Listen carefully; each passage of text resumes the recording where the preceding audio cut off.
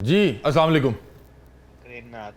بزرگ اور جی السلام علیکم السلام علیکم جی وعلیکم السلام میں شمشاد پہ گل کرنا تے مین پتہ لگا ہے کہ ادا بزرگ اور آئے کھلن تے میں ایک سوال چا پوچھنا آئی جی جی سوال جناب کریں تو کریں کریں کوئی رہنمائی چاہیے آئی تھوڑی جی او آئے کہ جی ساڈے زمیناں دے وچ کوئی رواج کائے نہیں کہ دیوندا بہناں نو تے ہن میں انہاں نو زمین تانوں پتہ ہے مڑ عورتاں وی لا دندیاں یا ادائیں اودائیں تے گھر دے وچ چلدی تے کائے نہیں تے میں جی مڑ او ہن زمین انہاں دی مائیں سانبھی کھلا تے میں انہاں نو ہر سال عید دے اُتے ₹1,00,000 چ دینا تے ہن 10 سال ہو گئے اس کام نو تے سمجھ لو قسطاں ہی ہو گئیاں ترے بہناں ₹30,00,000 ہو گیا تے ہن جنت وچ ہن ساڈی کوئی ہے کوئی اینٹری کہ کائے نہیں کہ ہن اسی بس لگے ودے ہیں جی جی مہربانی آواز ان کی کم تھی وہ بتا رہے ہیں کہ ہمارے ہاں بہن کو حصہ دینے کا رواج نہیں ہے اور بہنیں خرچ بھی کر دیتی ہیں تو میں حصہ جو ہے نا سنبھال کے رکھا ہوا ہے اپنے پاس اور پچھلے غالباً کو کچھ عرصے سے بتا رہے ہیں 1,00,000 روپے عیدی کے طور پہ دے رہا ہوں 3 بہنوں کو تو قسطیں ہی جا رہی ہیں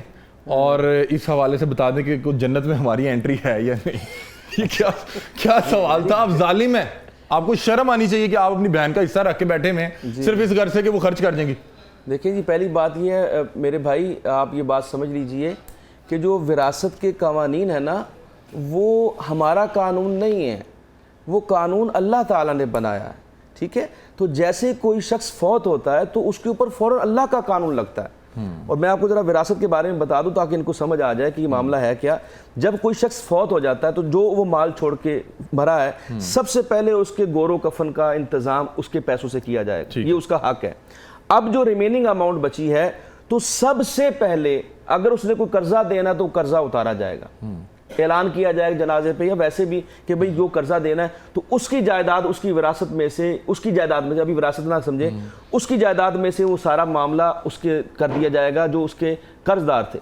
جب آپ نے قرض دے دیا اب جو ریمیننگ اماؤنٹ بچے گی تو پھر وصیت آ جائے گی اگر اس نے کوئی ول کی ہے کوئی وصیت کی ہے کہ اور وصیت وارثوں کے لیے نہیں ہوتی جو غیر وارث ہے ان کے لیے وصیت ہوتی ہے تو 1/3 سے زیادہ وصیت نہیں ہو سکتی یعنی 1/3 یعنی ₹100 اگر بچا ہے تو ₹33 آپ کسی کو وصیت کے طور پہ دے سکتے ہیں اگر اس سے زیادہ کی وصیت کی ہے تو وہ کل عدم ہو جائے گی صرف 33% دیا جا سکتا ہے اس سے زیادہ نہیں دیا جا سکتا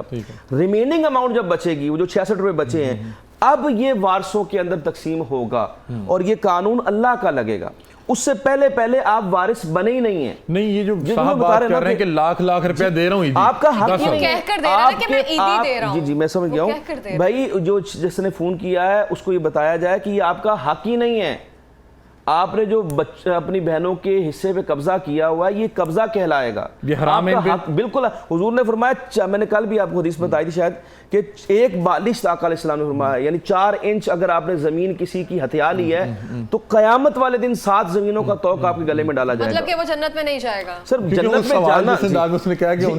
میں جانا یا نہ جانے کا جو اختیار ہے وہ میرے اللہ کے پاس ہے وہ چاہے تو معاف کر دے وہ چاہے تو سزا دے یہ کسی شخص کے پاس یہ اختیار نہیں ہے لیکن جو آقا علیہ السلام کا فرمان ہے اس کے مطابق تو یہ ہے کہ یہ جہنمیوں والا کام ہے جب تک آپ حق نہیں دیں گے ایک آقا علیہ السلام کی حدیث میں آپ کو بتا دوں حضور نے فرمایا قیامت والے دن ایک شخص آئے گا اس کی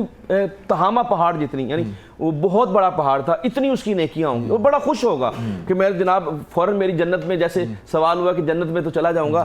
اسی طرح وہ کھڑا ہوگا تو حضور نے فرمایا مفلس کون ہے تو صحابہ نے عرض کی یا رسول جس کے معلوم متا نہ ہو آقا علیہ السلام فرمایا نہیں قیامت والے دن تہامہ پہاڑ جتنے اعمال لے کے نیکیاں لے کے آئے گا اور لوگ آ جائیں گے کہ میرا حق مارا ہوا ہے بہنیں آ جائیں گی میرا تم نے حصہ نہیں دیا تھا اور جتنے بھی تمہیں حقوق العباد نہیں نبھائے تھے حضور نے فرمایا اس کی ساری نیکیاں ختم ہو جائیں گی اور لوگ پھر بھی کھڑے ہوں گے کہ جی تم نے ابھی تک میرا حصہ نہیں دیا اچھا میں یہ پوچھ رہا ہوں کہ یہ جو کچھ ظالم لوگ ہوتے ہیں کسی کا حق رکھ کے یا بہنوں کا حق مار کے ان کو جو عیدیاں اور دانے بھیج رہے ہوتے ہیں مطلب کہ جو انہوں نے ₹30,00,000 پچھلے 10 سال میں دیا بھی ہے آپ نے جو اس کا حق دینا ہے وہ تحائف سے پورا نہیں ہو سکتا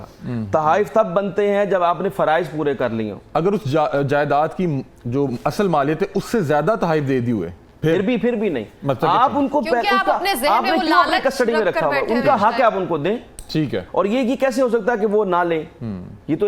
بس ان کو ڈرایا جاتا ہے بچیوں کو کہ جی ان کو پتا ہوتا ہے کہ ہم اپنے سسرال میں بیٹھے ہیں تو میرے بھائی کا گھر ہے تو اگر میں نے اسے حصہ مانگ لیا تو یہ مجھے گھر نہیں اس نے دے گا تو میرا معاملہ خراب ہوگا. اس ڈر کی وجہ سے بچیاں جو ہے وہ حصہ نہیں مانگتی. کتنی عجیب بات ہے کہ آج کے دور میں وہ بتا رہے ہیں کہ میں سنبھال کے بیٹھا ہوں اور ان کو تحفتاً عیدی بھجوا رہا ہوں, ان کا حق نہیں بھجوا رہا. بھائی آپ ان کو ان کا حق دیں, بھلے عیدی نہ دیں.